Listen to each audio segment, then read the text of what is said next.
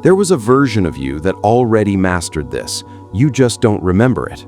As a small child, you fell down attempting to walk over and over and never once concluded that walking wasn't for you. You believed completely that you would eventually run, ride a bike, do whatever you set your mind to, not because someone convinced you, but because no one had convinced you otherwise yet. That belief wasn't fragile, it was absolute.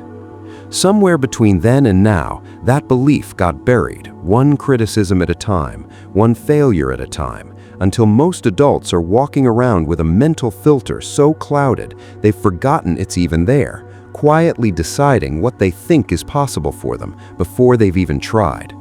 Here's the part that should genuinely surprise you. One man proved, under the worst conditions a human being has ever survived, that this filter can be rebuilt deliberately, no matter how much has been taken from you. By the end of this video, you're going to understand exactly how and exactly why almost nobody does it. Remember this phrase, they can take everything except this. Everything in this video builds toward that sentence. Let's start with the proof, because without it, everything else in this video is just another motivational platitude. Viktor Frankl was a prisoner in a Nazi death camp. He endured cold and hunger every single day. His entire family gone, either killed in the camps or in the gas chambers. If any human being ever had legitimate grounds to lose all hope permanently, it was him. There was nothing left in his external circumstances to point to as a reason for optimism. He didn't lose it anyway. He came to a conclusion that would define the rest of his life. Everything could be stripped from him, his freedom, his family, his physical safety, except one single thing, his ability to choose how he interpreted what was happening to him. That choice, he realized, belonged to him entirely, and no guard, no camp, no atrocity could reach in and take it. He watched the exact same conditions destroy some prisoners completely, while others, facing identical horror, found a way to remain fundamentally themselves. The difference was never the circumstance, it was the lens each person chose to look through it with. Frankl didn't just survive that camp, he walked out of it and became one of the most influential psychiatrists in modern history because he'd proven something almost nobody wants to actually believe. Your outlook is not a reaction to your life, it's a decision, available in even the worst version of it imaginable. If a man can make that decision inside a death camp, what exactly is your excuse for the version of that decision sitting in front of you right now? Here's the mechanism underneath all of this, and it's simpler than people expect.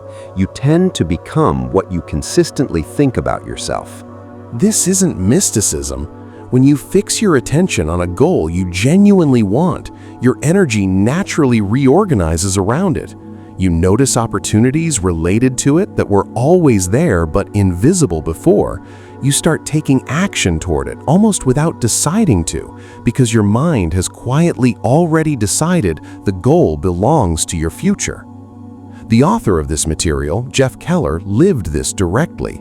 He watched people around him build wealth through real estate, wanted the same thing, and then spent months doing nothing, not from laziness, but because every time he thought about it, his mind went straight to everything that could go wrong.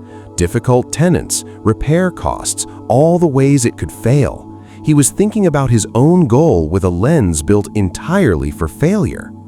Once he consciously shifted that lens, not by ignoring the risks, but by refusing to let them dominate the picture, everything changed.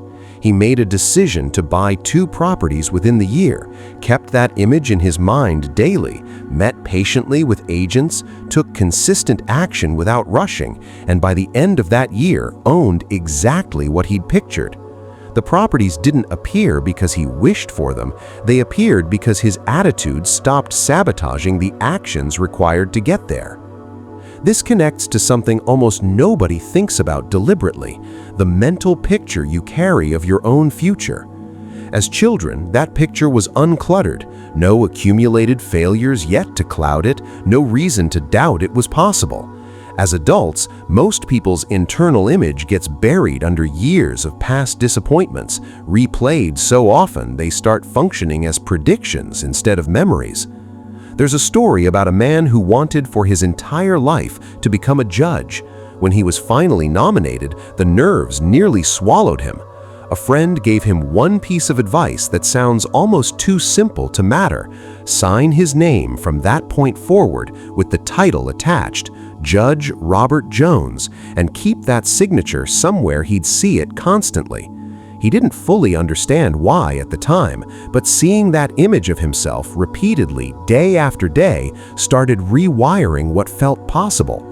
He ran his campaign with a conviction he hadn't had access to before and won. The mental image didn't do the work by itself. It changed what he was willing to attempt, and then the attempt did the rest. None of this works without the next piece, because vision without follow-through is just daydreaming, commitment. Real commitment isn't a feeling, it's the decision to keep moving regardless of how long the obstacles take to clear. And obstacles will show up, consistently, specifically designed to test whether you actually meant it. A man named Jerry Gladstone wanted to sell a very specific type of art, Disney animation art, and reached out to Disney directly. They rejected him. He tried again. Rejected again. For 3 years, he kept calling, kept trying, kept getting turned away, until one Disney employee, exhausted by his persistence, left a message saying flatly that he would never get a deal. Most people would have taken that as the final answer. He called more. Eventually, Disney offered him a deal with one brutal condition. He'd have to open his store somewhere other than the city he loved. He didn't want to leave. He went anyway. The commitment wasn't glamorous, it was just refusing to stop showing up long after no should have ended the conversation. 10 years later, he became one of the largest sellers of Disney animation art in the world. Now here's a piece almost nobody connects to their success or failure, even though it's shaping their reality every single day: the actual words they use. Your words are not neutral. They're not just describing your reality, they're actively building it. Thought becomes word, word becomes belief, belief becomes action, and action becomes the result sitting in front of you. Change the words, and eventually you change what they produce. There's a story about a blind physicist working at NASA, searching for signs of extraterrestrial intelligence, a task difficult enough for anyone with full use of every sense. He refused to let his blindness become the dominant word in his own vocabulary. He understood with total clarity that describing his condition with defeated language would hand it more power over his life than the condition itself actually had. By controlling how he spoke about his own limitation, he controlled how much it was allowed to limit him. He earned his doctorate, he did the work. The blindness never stopped being real, it just stopped being the loudest voice in the room. This applies to something as small and as automatic as answering, "How are you?" Most people answer that question on autopilot without realizing they're essentially talking to themselves, reinforcing whatever state they name out loud. There's a story about a woman who, every time someone asked how she was doing, told them honestly that she was exhausted. Saying it repeatedly reinforced the exhaustion until she was nearly falling asleep at her desk by mid-afternoon, and every person she said it to absorbed a little of that same fatigue back. There's a story about a woman who taught high school for 32 years while quietly carrying a dream of performing music. She finally quit to pursue it, panicked almost immediately, and went back to teaching. The fear had won that round. But the dream never actually died. Years later, in her 50s, she faced that same fear again, released her first music album at 60, and performed in venues across New York City. The fear didn't disappear before she acted. She simply stopped letting its presence be the deciding vote.